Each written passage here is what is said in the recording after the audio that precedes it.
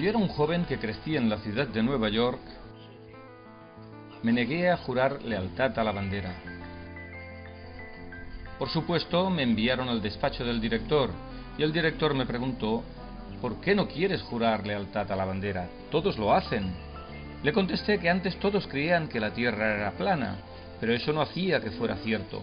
Le expliqué que en los Estados Unidos deben todo lo que tienen a otras culturas y a otras naciones, y que preferiría jurar lealtad a la Tierra y a todos los que en ella viven.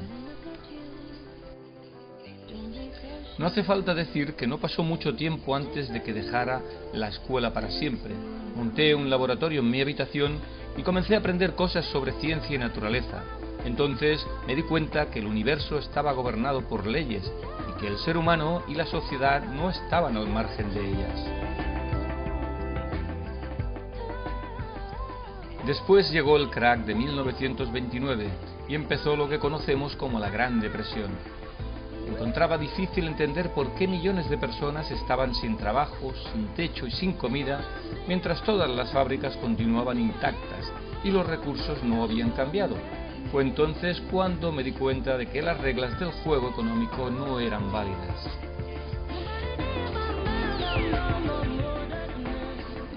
Poco después llegó la Segunda Guerra Mundial, durante la cual diversas naciones se fueron turnando para destruirse sistemáticamente las unas a las otras. Más tarde calculé que toda la destrucción y los recursos malbaratados en aquella guerra fácilmente podían haber cubierto las necesidades de cada ser humano del planeta.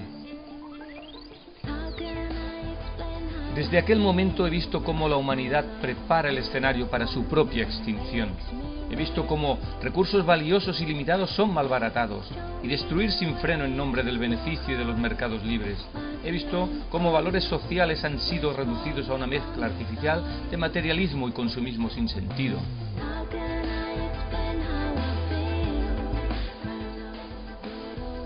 También he visto cómo los poderes monetarios controlan la estructura política de sociedades supuestamente libres.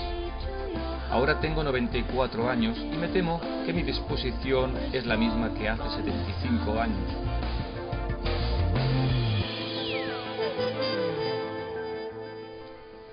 Esto se ha de acabar.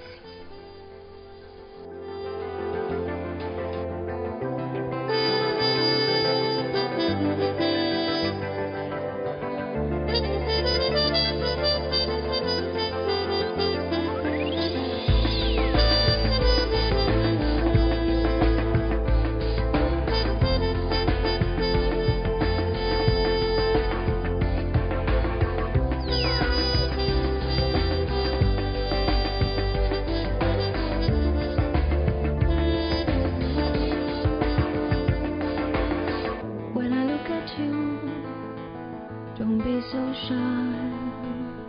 A different view makes me wanna cry. When I look at you, don't be so shy. A different view makes me wanna cry.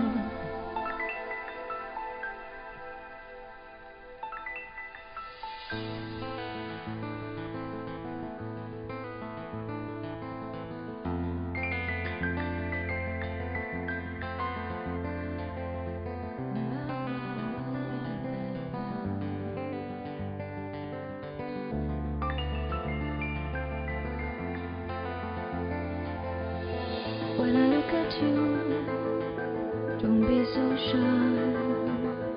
A different view makes me wanna cry. When I look at you, don't be so shy. A different view makes me wanna cry.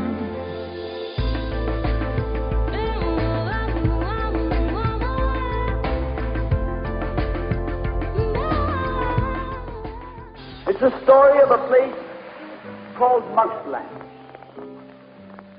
Mouseland was a place where all the little mice lived and played, were born and died, and they lived much as you and I do. They even had a parliament. And every 4 years they had an election. They used to walk to the polls and cast their ballot. Some of them even got a ride to the polls. Got to ride for the next 4 years afterwards, too. Just like you and me.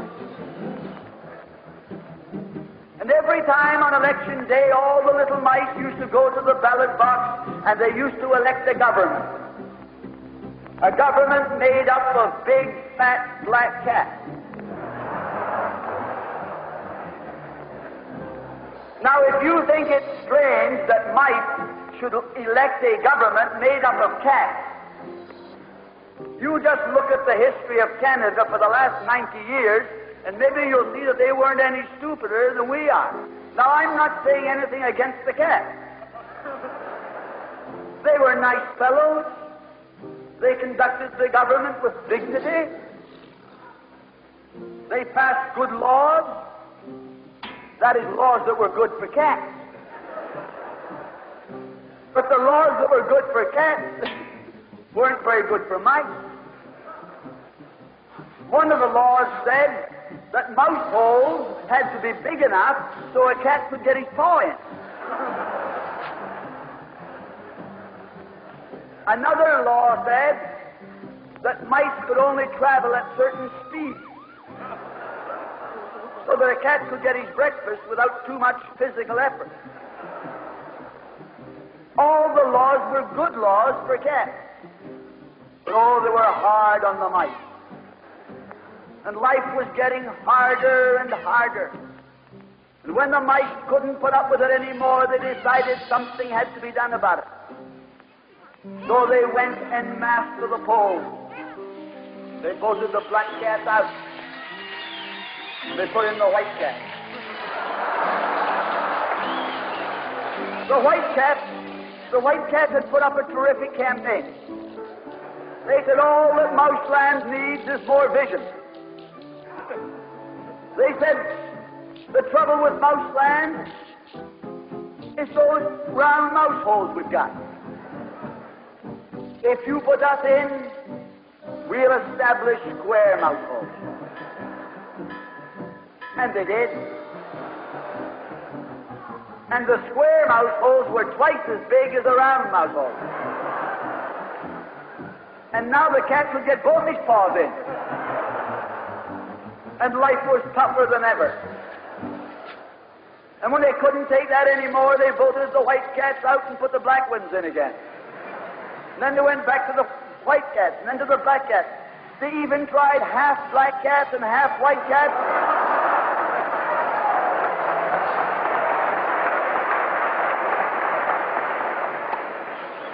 And they called that coalition.